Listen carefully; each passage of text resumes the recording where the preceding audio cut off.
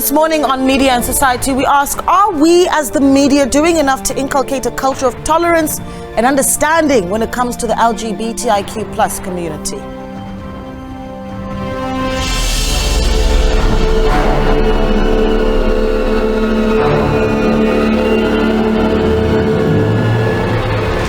Well, good morning to you and welcome to Media and Society. I am your host, Naledi Moleo.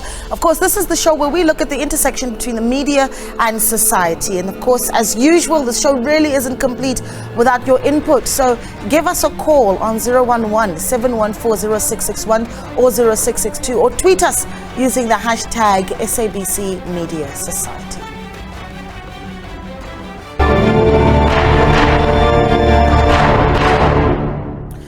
Right, let's get into our discussion for this morning. So, is the media in South Africa truly ensuring the recognition and even the protection of the rights of all individuals, including those in the LGBTIQI community? Or is their portrayal in the media inadvertently exacerbating their marginalization? In a country where crimes against the LGBTIQ community are still very prevalent and there's still pushback on the very important bills such as the hate speech bill, we're asking today, is the media effectively addressing and alleviating societal confusion and fears by sufficiently explaining and portraying diverse perspectives? Well, joining us to discuss this very important topic, we are joined by the very much loved Tammy Kotlalo visionary, or Tammy Dish, known to many, of course, as the founder of the Feather Awards. Tammy, welcome to the show. Thank you for having me. Really good to have you with us. We're also joined by Professor Anton Harbour, who is Caxton Chair of Journalism and Director of the Campaign for Free Expression. Prof, good morning and welcome back to Media and Society. Thank you. Always good to have you with us. We're also joined in studio by Sia Hlongwa, who is a transgender activist. Sia, good morning and welcome to the show. Morning, thank you. Really good to have you with us. We have our guests on Zoom as well. You know this face very well. Reginald Witboy, SABC radio and TV journalist, who joins us via Zoom, as well as Hlengiwe Buthelezi, who is a human rights activist. Guys, welcome to the show and good morning to the both of you. Good morning. Okay, Reginald, good morning to you too. I'm going to start here in studio because I think that I want to start off with firstly just, you know, it's June, it's Pride Month. Already you'd expect that, you know, by the date of the 11th, there'd be a lot more activity around Pride Month in South Africa. I think let's start with you, Sia, and say, are you seeing enough of that? Just even it's in the media telling the story of Pride Month. I mean, everyone knows it's Youth Month. People know it's Pride Month.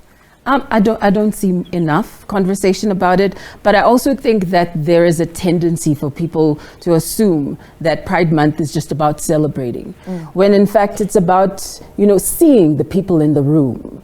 I think that for too long, the marginalized communities, other communities, particularly the LGBTQ, have been silenced, muted. Our rights are seen as luxuries. When a person is insulted for being gay, lesbian, transgender, it's something that's normalized. It's my culture. I don't believe in this. And at the end of the day, whether it is that you are, you know, believing or biased against this and that, you should still have the integrity to respect the next person. And I'd say that the visibility and the importance of Pride is about spotlighting that, shining the light on the fact that we're all human and creating the space for people that are marginalized, particularly the LGBTQ, for us to be able to speak about what we experience, but also celebrate the liberties that we're starting to see in some of the legislative, social, and so many other dynamics in our society. And I want to focus specifically on the role of the media here. I mean, you went and you founded the Feather Awards. You know, what was the gap that you saw? Was it that the media, or that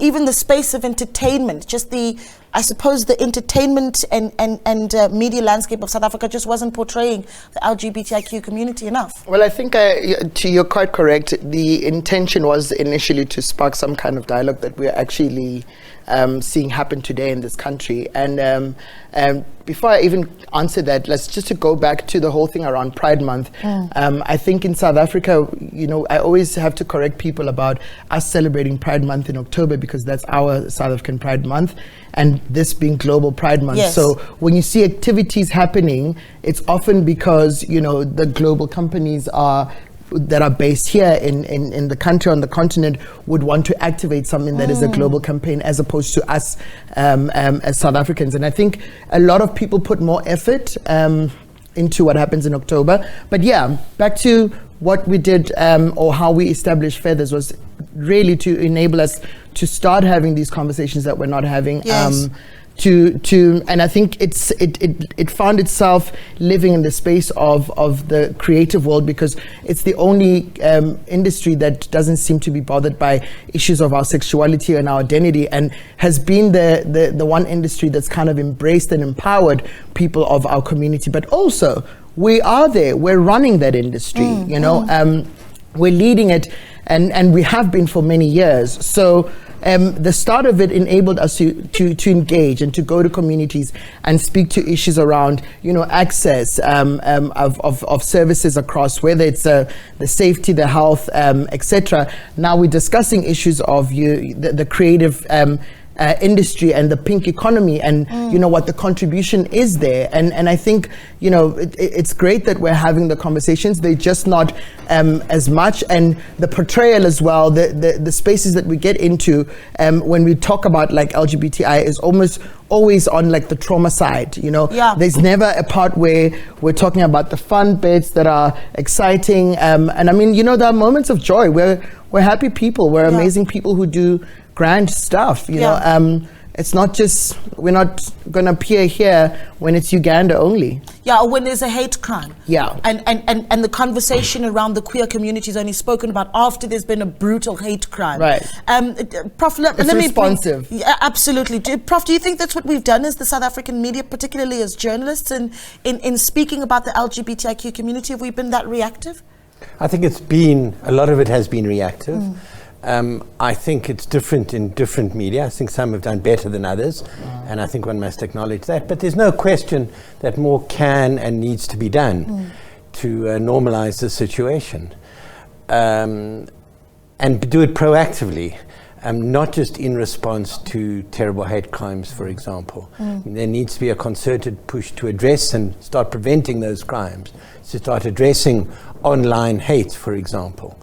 And be talking about how we do that and how we can best achieve that. Well, can we sit with that a little bit? Because what does that actually look like when we say the media needs to have conversations that can actually even prevent some of these hate crimes from taking place? Just recently, when we look at the hate speech bill here in South Africa, there's been the response from religious leaders in the country saying that they're pushing against it. I mean, what is it that the media needs to do? Do we give those voices a platform so that they're able to be counted, or are we seeing more and more people just simply ignoring the discussion because it's easier to do so? I'm a freedom of speech activist, so I want to hear all voices, short, but although not those who are expressing hate, breaking the law in that way. But anything short of that, I want to hear it. I want to see an open debate. I want to draw out those voices so that we can engage and take them on, and hopefully show people how those voices are wrong. I think we have to take on the Ugandan issue in our media. We really have to take on every aspect of it. And it's our role also as the media, I think, to be pushing hard for more action by the justice system to deal with the crime. The hate speech bill is one thing, and there are genuine issues with the hate speech bill. But the real issue we need to focus on, and the media can play a real role in pushing for, is for the justice system to deal with those hate crimes. Yeah, absolutely. Hlengiwe, I'm going to bring you in here because we've already touched on just the steps and the legislation written into law by Uganda, and Prof. Harbour saying that perhaps we need to even sit within ourselves here in South Africa and talk a little bit more about what Uganda's done and what it really, really means. I think we've all watched the story closely as the world responded to legislation written in by Uganda. But have we tackled that conversation enough here in South Africa? Good morning, and the viewers. In terms of the media talking about the nonsensical bill of Uganda, yes, they spoke about it a bit, but I do not feel it was enough. Because oftentimes, like Tammy has said, the media only talks about LGBTQI issues or matters only if and when there are negative things to report on. If the media is always reporting on issues on daily basis, if it's not weekly, whether good or bad, that would be nice. But let's come to human rights about the Ugandan issue. Even us as South Africa have done a bit of a work to try and stop that bill to be passed, because it came on the media before it was even passed. It was just now talking in the parliament. Unfortunately, we're beaten on that, because we did all we could. But I do feel institutions like the UN, United Nations, and the AU, it is an African continent organization that governs all the countries, the 54 states of Africa, hasn't done enough at all. I mean, hasn't done anything at all when it comes to that. So also South Africa is a chair of that AU. What did they do to avoid such? Coming back home, every month we hear of hate crimes. That is the only one time when you see the media reporting on our cases. But what about their achievement? You spoke about the founder of the Feather Award. What about reporting on such stories? What about their achievement? Remember, when you speak of the LGBTQI people, we're talking about a very creative group of people. We're talking about the very intelligent, the very achiever of this world. How about those stories? Why are we always have to narrate the negative? I'm not saying it should not be reported the negative per se, because that will also break the stigma, but also let us drive the positivity, you know. Yeah, I think that's very important. Thank you for that. Reginald, I want to bring you in here. And actually, I've got a counter for that, but I'll bring you in later. Reginald, I want to bring you in here because Reginald is one of our reporters who works in the regions. He's in the Northern Cape, where he's working in dorpies, where, you know, I suppose people aren't really exposed to a lot of the things that some of us are exposed to in the city. And as a member of the LGBTIQ community yourself, Reginald, I mean, what are the challenges that you experience having to tell certain stories and you know, the stories that you'd prefer to be telling, particularly in areas like the Northern Cape, where perhaps conversations around the queer community really aren't touched on? Well, a very good morning to you, Naledi, and also to our viewers. Well, firstly, I think it's our responsibility as the media to tell the stories of minority groups and those include those stories. But are we well positioned to tell those stories? Yes, and I want to agree with Hlengi when she says, why should it always be that the media always want to portray the LGBTQIA plus community in a negative light? There are people from the LGBTQIA plus community who are doing extraordinary work, and those stories are not coming to light in our reporting. But I also, the media houses in South Africa and some media houses also on the African continent made huge strides to tell the stories and to give that platform for the... Oh, Reginald, your line giving us some trouble there. Okay, we'll come back to you, and hopefully that line will come. We'll get a little bit clearer. But I think also to Reginald's point, we actually have to look within. Like you, as SABC and other media groups, have to look within and ask yourselves, what is it that you've done? How much have you done? Because you look at everything else that happens, from whether it's news, it's your storytelling, the commissions. There's you are mandated to share and to broadcast certain amount of information that benefits certain specific groups, and then there are those marginalized groups, and the LGBTQI community falls within that. And you never hear a discussion where, you know, where we're talking about what is being written across, you know, drama on SABC platforms, any kind of stories that are there. How do we write those characters in, and how do we tell a positive story about the queer community? It's not there. When you go into newsrooms, I mean, I've worked in that space before, and a couple of years ago, I mean, this is 2006, talking about issues around decriminalization of our queer bodies on the continent wasn't sexy, and I literally in this building. Is it sexy now? No, let's talk about it. It's still not. I mean, the reason why we're still in Uganda, and we're talking about what Hlinga was saying earlier on, that we are leading and we're chairing the African Union, and we've been going out there lobbying for like a lot of votes from other people. And unfortunately, without those votes, we don't make that legislation. If we don't push our queer community to go out there and make these votes and to sit on these spaces where, we're talking about the change and the policy change, then we're not going to change it. In this building alone, that I know of many queer people. Is it a safe space to work at the SABC as a queer individual? Is it a safe place for you to be able, or for Reginald to come in and propose all these stories? Will your news editor and your producer or your executive producer take that as a story that's leading or that makes it for news? Or do you only want to profile us when it's like dramatized and it's sensationalized and it's and we like are seen as like victims and we're dealing with this trauma? So we're there, and you have to ask yourselves those questions yourselves.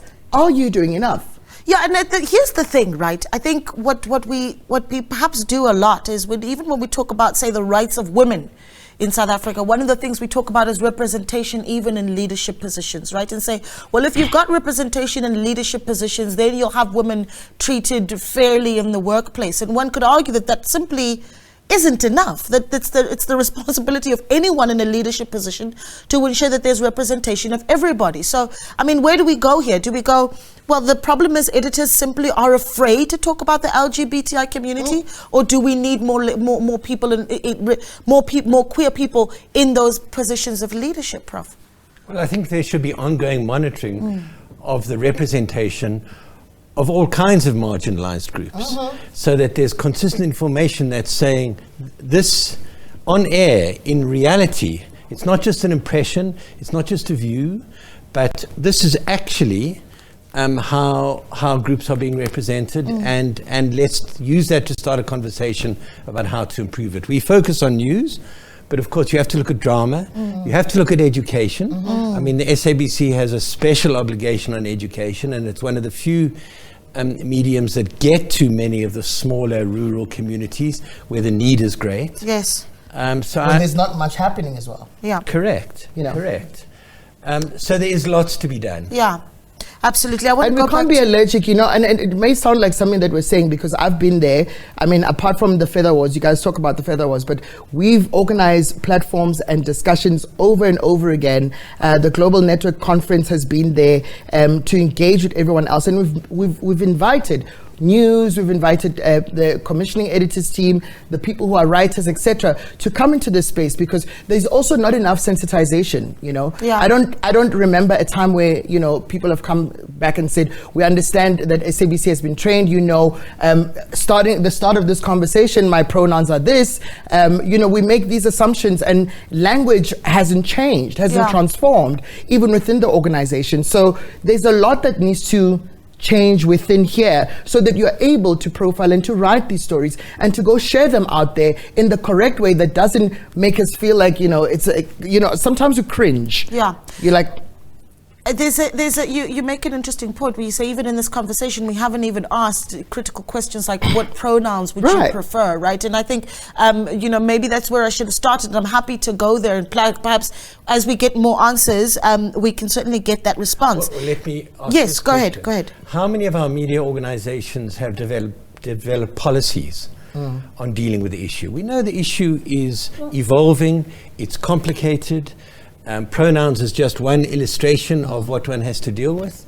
But I wonder if there's any South African media organization that's developing or has developed policies on these issues. Around hate crimes, around these issues, around training, sensitization. Are there any forums that are there? What does this transformation look like for an organization like this and all other media groups, in fact? Is there a sense, though, and I'm going to bring you in there, is there a sense that perhaps in the last few years, that even the very discussion around pronouns, something as small as pronouns, has had so much pushback that it's almost given the excuse the why those policies haven't been developed. I mean, I think about something as big as Dave Chappelle's special on Netflix, that immediately after that there was a global conversation about how, well, we don't actually have to worry about the rights of the LGBTI community.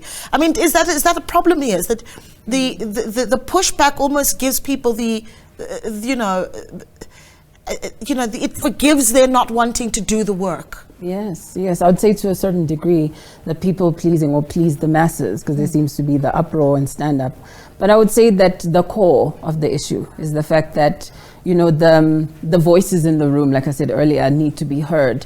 And in invisibilizing and invalidating someone's identity, when someone walks into the room and introduces themselves and you refuse to address them as how they've introduced themselves, essentially you are nullifying who they are and you're invisibilizing their importance in the room. Yeah. And I would say that, as a media platform, it's so important, even more so, because it creates, I would say, almost like a universal understanding.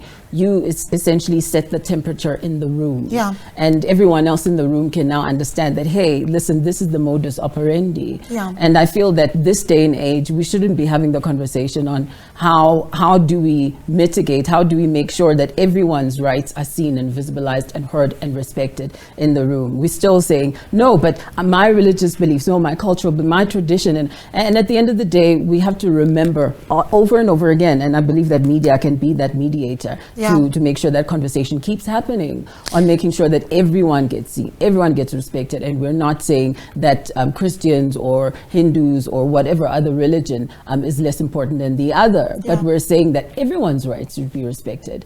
And I shouldn't negate. And that sounds simple enough. Yeah. Right? It sounds simple enough. And then you've got the counter arguments from those that are countering, of course, the hate speech bill, saying Al-Jamaa, a member of Al-Jamaa, having made their submission against the bill, saying the bill was a threat to political and religious freedom as a definition of hate speech. I know you want to take a bite at that one, but let's quickly take a call. We're taking your calls on 0117140661. Mickey on the line in Kroonstad. Mickey, good morning and thank you so much for calling. Good morning, everyone. How are you guys? Very well. How are you? I'm doing well. Yes, what are your thoughts? My intake on the subject is very simple. That all media is doing absolutely nothing. I personally, I will only hear of this LGBT thing whenever there's a harassment against them. Apart from that, there's absolutely nothing that we can say or write about the LGBT. So I think there should be some roadshows, even within their organization. We must also play part, as well as the media. And even social media is also not giving us guidance. It's all about harassment and negative things about those people. Whereas we are the creation of God, we are the image of God. So we mustn't maybe talk negative things about them. They are all, so please, media, they must play their role. Not only October or when there are harassment, sexual abuses against them. It must be an ongoing thing. Yeah, Mickey, thank you so much for calling. We'll carry on taking your calls on 011-714-0661 or 0662. We're going to take a short break. When we come back, though, we'll talk about some of the good strides that have been made, right? And perhaps where even the media may have actually overstepped. We'll get into all of that in a moment. Stay with us. Welcome back. You're still watching Media and Society, and we continue talking about the representation of the LGBTIQ community in the media, right? It's of course important to examine whether we've made progress, and if that progress is inadvertently contributing to even the othering of the community? Are they further being marginalized by the way that the media tells the story of the queer community? We continue with our discussion. And Tammy, we were talking during the break there about representation. And I think it's an important point for us to raise on air. We had the caller calling in earlier, and you said, well, what if the person who's watching this is the mother of a queer child and they've never seen themselves represented? And I think that's an important thing, because when we speak of the LGBTI community on screen, especially in our dramas, it really is this big flamboyant character that doesn't have layers, that doesn't have, context, I wonder. You've said a lot. Oh, but in all honesty, like, you think about all the narratives that are put out there to the people who consume this content, it's always that stereotyping of a character. It's never, and I was being honest with, like, you never see a Sia who is playing a lead, an A-type role. It's always like a C-type role that is like insignificant or just on the drama side of things. When they profile you, I remember once I got called by a production house who were doing research on developing a character, and often, there are ways in which you can tackle issues around, the challenges that we have as young people as a whole, whether it's drugs, it's HIV, it's all those things. But to give it always to like a queer character as though this is the group that is often just like, this is the trash of the character, and this is the drama that we're going to create. There's comedic relief. Comedic relief. It's either comedic relief or just inciting more kind of discomfort or like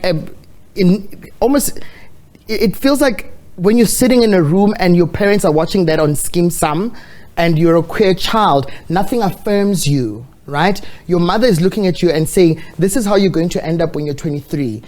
Nothing affirms you when you're a child who is watching that and saying, I'm seeing a queer person and I can identify, right? So you're saying, and nothing balances the mother and says, I could be this mother and raise my child and affirm my child to being the greatest they can be in society. Okay, let's make a case study of it. Reginald, I'm going to come to you, right? You're fairly young as a journalist, and you were quite impressionable when, generations started telling the story of Jason and Senzo, right? Just let's go back to that moment. What did that feel like? Is it what Tammy's explaining, that it wasn't affirming, it was actually othering? What was that feeling? Well, Naledi, I actually want to first touch on what Mickey, our caller, was saying before the ad break, and he was stating what we are discussing. He was asking the question, why should it always be that the negative stories are being told? And I was actually making the point earlier on that some media houses on the African continent are making huge strides to tell the stories of the LGBTQIA plus communities, and those media houses I salute, but I know some media houses are also under-resourced, and I think it's of paramount importance to say that education is key for journalists to tell these kinds of stories. Yes, we are talking about pronouns and what does LGBTQIA plus stands for, and I know some journalists doesn't even know the acronyms of the LGBTQIA plus communities. But coming back to the Jason and Senzo era, and I must admit that it was actually during one episode that I came out to my mother when she was still alive. But I think in the day and age that we are living in now, is that yes, progress has been made, but to what extent we need to ask ourselves, and are we creating that platform for the LGBTQIA plus communities to tell their stories and to give it light in also a positive way, because there are clear business and moral imperatives for LGBTQI inclusion in the media. Yeah, I love the fact that you say that it was actually watching that episode that you were able to come out to your mother, because at least that meant something was done right, even if, you know, there was some pushback, and what Tammy's saying about it was discomfort though in the home. I want to go back to policy, Prof, because we touched on this as well during the ad break. And one of the things that we talked about was, you know, here's the reality. If I'm in a newsroom, a lot of the time my news editor is, you know, a 40-year-old traditional vendor, traditional Zulu man.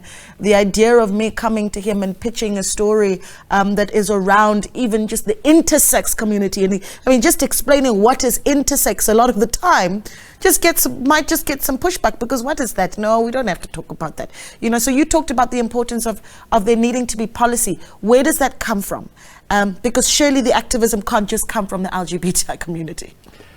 Well, I raise policy because developing policy is what brings the discussion into newsrooms or into the teams in the drama department or the education department, and forces people to think and rethink their position. So pronouns, the pronoun discussion encapsulates a lot, because when one deals with that, one has to confront a range of important issues and rethink a lot of issues, particularly if you're an older person for whom a lot of this might be new and different.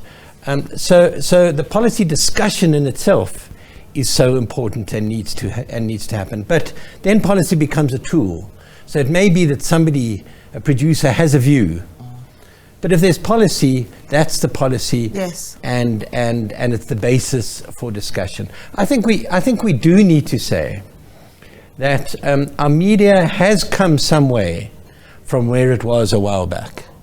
There, you know, in drama and in news, there is some and better representation. That's not to say it's good enough, but it's to say recognize where characters are brought into drama. We can criticize the way it's done and and how it's handled. But that's a very important discussion to have, and the basis has to be some recognition that it's not as if I don't believe it, we are where we were 20 years ago. We are facing now, I think, a conservative, fundamentalist, religious, traditionalist pushback around the world. Yes. Around the world. And we have to confront that head on. Yeah, can we do that for a moment though? Because I mentioned earlier just the pushback that even the hate speech bill is getting in South Africa. I mean, what do you, if Mr. Hanife Hendricks of Aljama was sitting here right now and he said to us right here that that the bill threatens religious freedom, and as the definition of hate speech was too broad and needed to be narrowed down. I mean, so a lot of the argument that's being made is that, oh no, when you police how religious people express their discomfort with the LGBTI community, you're policing them. How do you respond to that? So let me say I have issues with that bill. And just to be clear, there's hate crimes and hate speech in the same bill. The hate crime section I think is very good. It says that any crime at all that they can show is motivated by hate, you get an increased sentence. I think that's excellent. Yeah. And the hate speech section is actually redundant because we've got laws that deal with hate speech. What this introduces is potential of prison for hate speech. And I must tell you, I don't believe that's the best way to deal with hate speech issues. I don't believe there's any threat to religious freedom. I don't buy that argument at all. But I do think the problem we have is the laws we have, crime and injuria, the laws against assault, the laws against all of those laws can be used by the justice system and have been used to deal with hate criminals. It's not a new law that's needed, it's the justice system to actually take it on and deal with it properly. Hate speech stuff. I mean, like if Sia walks into a room and, I mean, like in workspaces, we go through these microaggressions that happen. You can tell a person who you are 15 times, and if they continue to do that, what policy do we have in place to hold them accountable? That's what we must look at. So I mean, I guess that's where we differ when it comes to the hate crimes and the hate speech thing, is that there's so many things. It just needs to be detailed enough for us to be able to have our point across and argue it. But I think that they're both valid.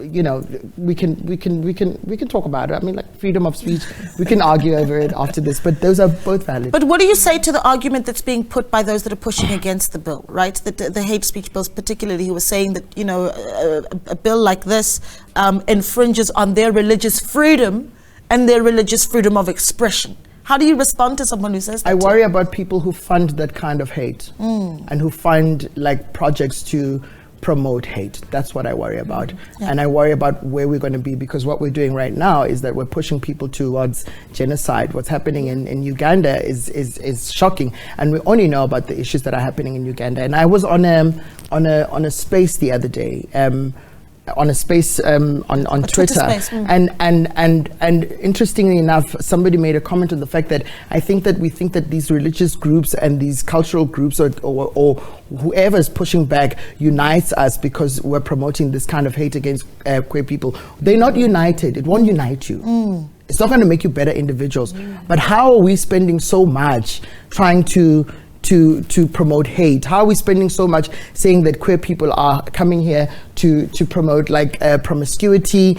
That at some point in our lives we were seen through the lens of HIV. The only time that there was a story written about us was through HIV. Yes. So you look at the things that were happening in 1969, the things that were happening in the 80s with the Marsha P. Johnson, and look the struggles that they had as transhumans. Look at the things that were happening with stories around Pose. At some point, a lot of these stories have been written about us through the lens of something else that's dramatized and that's been funded by someone. Yeah. So these things that are being said because they're cultural or religious or Christianity or all the right wing or all these other areas that seem to be uncomfortable, there is somebody funding them, and it doesn't unite you as a person. It doesn't make you one. You don't get along because you hate queer individuals. There are many problems that individuals need to focus on. Yeah. That are more political, that are not even going to, you know, we don't talk enough about like the fact that there's, I hear them say, okay, you hear, no, break. I need to, not an ad break, I need to jump in because we've got a caller who's been very patient and waiting on the line. Charles is at KZN.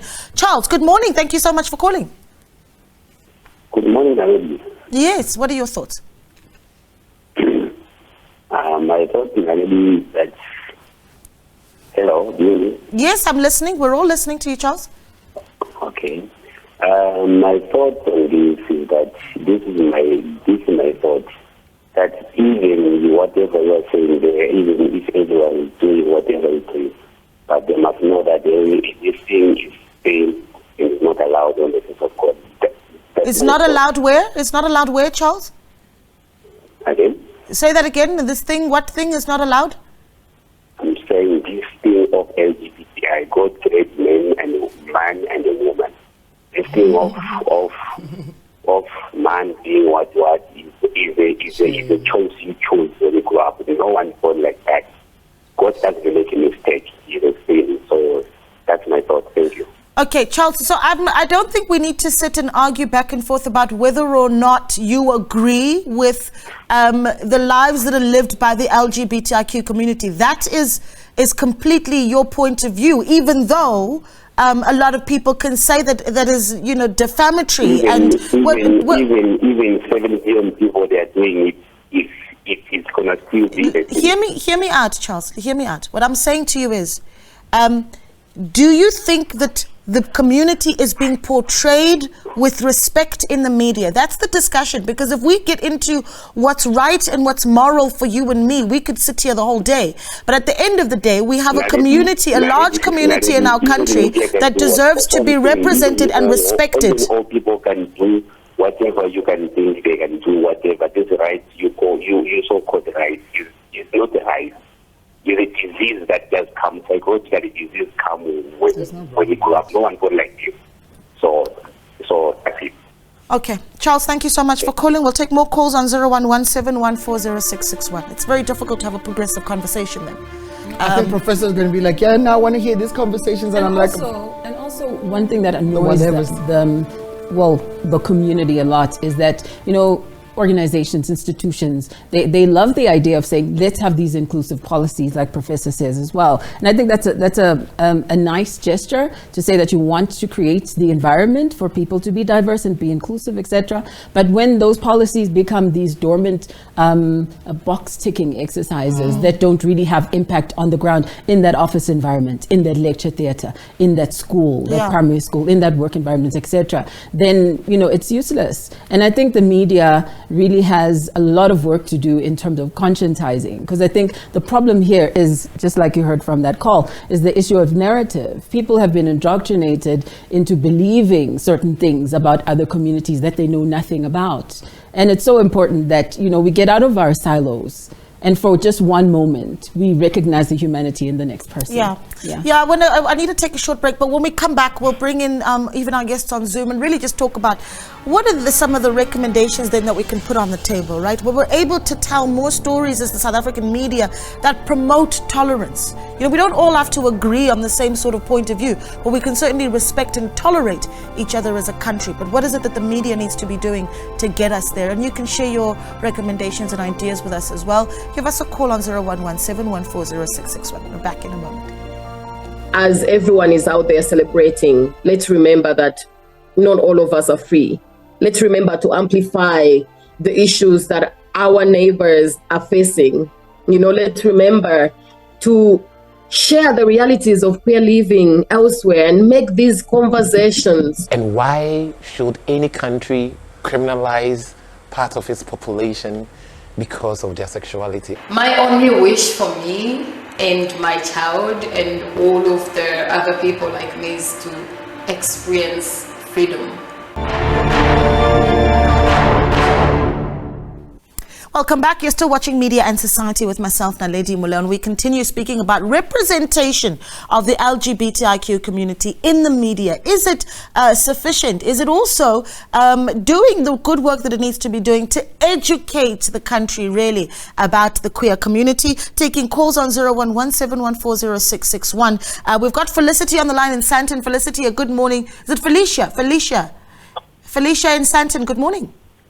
Good morning. Yes, Felicia from Sandton. Yes, thanks I find it very actually unlikely and inadequate for the media not to recognize these people, because these are families, these are human beings. These are people that are belonging to the society of the country. They vote, they pay taxes. So I find it very fair that they are being unequally treated like the rest of the people. These are not people that have committed crimes. These are not people that have got chronic diseases. This is not a disease. This is a choice that they've decided to take on their lives, and they should be treated with respect, they should be treated with dignity, and they should be treated as people that have a positive input into the country. Yeah. Felicia, let me ask you this, because in the South African context as well, and you heard with the call of Charles earlier on, I mean, passionately wanting to express that the life that LGBTIQ people live is wrong and against his religious beliefs. In the context of South Africa, where we've got such strong religious and especially cultural beliefs, how do we start that conversation on mainstream media platforms? I mean, how do you tell a traditional community in the Eastern Cape on their media about the LGBTIQ community? First of all, coming to religion, I have never gone through the Bible scriptures and received a scripture that says it is not acceptable. It is a disease. It is actually a sin. The Bible says that we come as we are in the presence of God. So where does this come from, that this family is not acceptable, they're committing sin? There are so many sins that are being committed, but this particular one, they actually nerve into it to say it is wrong.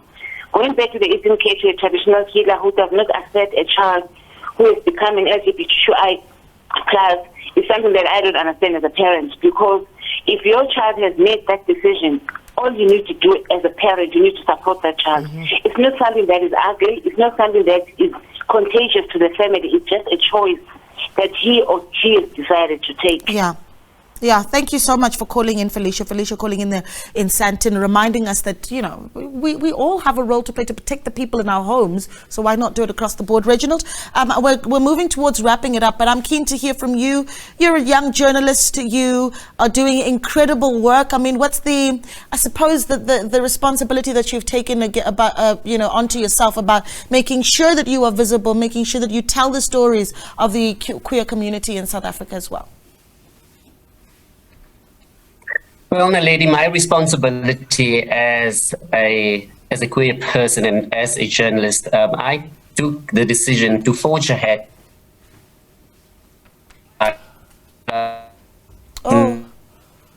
Oh, Reginald, that network there in Northern Cape is not your friend. Hey? We're also in South Africa, and there's load shedding, and there's, you know. It's okay, Reginald. We're gonna, yeah, but carry on doing great work, Reginald, and thank you so much for giving us your time. He tells the most incredible stories from Northern Cape. Always a pleasure chatting to you. All right, let's talk about recommendations. What you want to see from the media, and we've talked about policy, but not just, you know, that's obviously from a larger point of view. Yeah. There's the everyday person in the media. There's the producer who wants to tell a certain story. What's the message to the storytellers? I would say I've seen successfully in the last 7 years that I've been engaging in activism work, I've seen an amazing shift in just making people aware of what the LGBTQIA is all about. Why is this conversation even happening, and why is it important? And making sure that institutional culture shifts, where we become people that try to create environments where everyone gets to work and perform their duties, or get into a learning environment and get to absorb information where they're all seen, where they're all heard, and no one is invisibilized. Yeah. And I would say that sensitization training has been important in doing that, in creating the vocabulary that's necessary as well, making sure that, you know, people don't accidentally step on each other's toes just by semantics, and, you know, understanding, you know, the terms and conditions, etc., how to engage with each other, rules of engagement. And I would say that the media has the power, has the tools to make sure that people are able to see and hear and feel, you know, the feelings of the next person, and hear the stories of the next person, and in that sense, again, humanize them. And I would say that the recommendations would be to be intentional about representation, to ensure that there is that diversity in the room. And make sure there's that as well, that it's not a stereotype-inducing kind of storytelling, that you don't exacerbate what people already assume to be true about that particular community, and dramatize to that extent that it dehumanizes the person and turns them into the clown that's the optional extra in the room. I think we're all people at the end of the day, and our humanity is, you know, what's key. It should be represented in all the stories. There's a popular representation of, like, you know, the gay man being the woman's best friend and not having a personality of their own. I mean, that's a really big narrative that we tell, so we need to be checking those storylines as well. Tell me, platforms that you'll be creating. I know that you're going to continue. But I just wanted to add on to what Sia was saying now. Also, let's empower our allies. I think that just beyond the representation of who we are, I'm going back again to all our allies. We don't come from some tree out there with Adam and Steve, or, you know, we come from mothers and fathers, uncles, brothers, sisters, and all of these individuals need to be empowered, and they need to start seeing themselves so that we can do the work that we need to do. But also to hold yourself accountable. You know, I think if it's not that, we must hold you guys accountable as the media, to see where you are and where you're taking us. And when we do write those complaints to the BCCSA, for them to be heard and to be responded to with the same amount of dignity and respect as you give to other Christian groups who otherwise try to erase us on a daily basis. I think what we've done over the years is to try and encourage these conversations. People look at the awards side of it, but these are the conversations we have on a daily basis.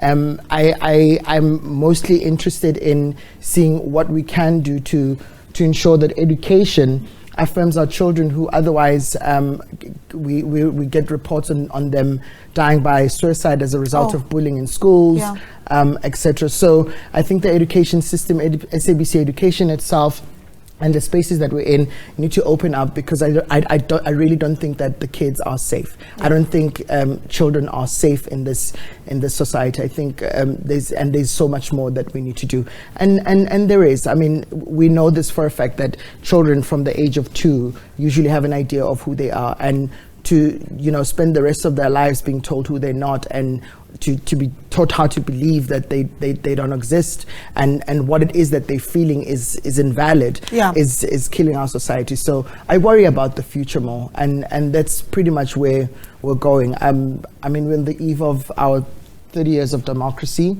and it would be great to reflect on how far we come and where we're going. What do we on all rights? On all rights. On all rights, right. Prof, I think who you say, just as we wrap it up with you, who needs to come to the party? I immediately think, do we need ICASA to start regulating things a little bit better? Who needs to come to the party, and quickly? In my experience, confronting issues of representation and treatment in the media starts with newsroom discussion. As rich and as open and as honest as the discussion in a newsroom, and that can only happen if there's representativity in that newsroom, right? That then starts to reflect on what's going on screen. It can only be if in a news conference a journalist can say, doesn't feel he or she or they are going to be put down if they raise a story that may not be sexy, was the word used, but it's not cute. That's right. That's where it starts, and newsrooms have to go out their way to create an atmosphere in which those rich and important discussions can start. Yeah, absolutely. Profile parents. We're parents. We're raising children. Yeah. We've got normal lives. You know?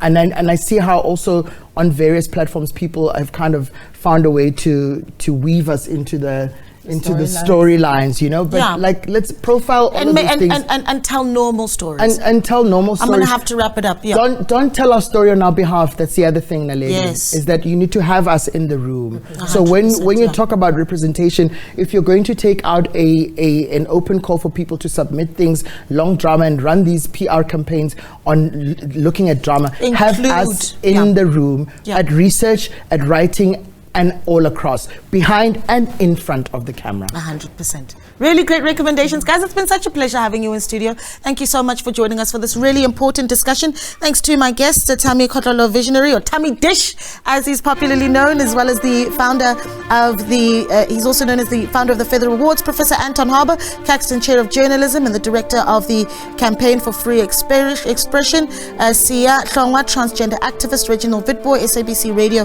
TV journalist. We briefly had Hlengiwe Buthelezi, who is a human rights activist. Of course, Zoom giving us some trouble there, but it's been an enlightening conversation. We look forward to continuing it with you on Twitter at SABC Media and Society. Have yourselves a great Sunday. We'll catch up with you again next week.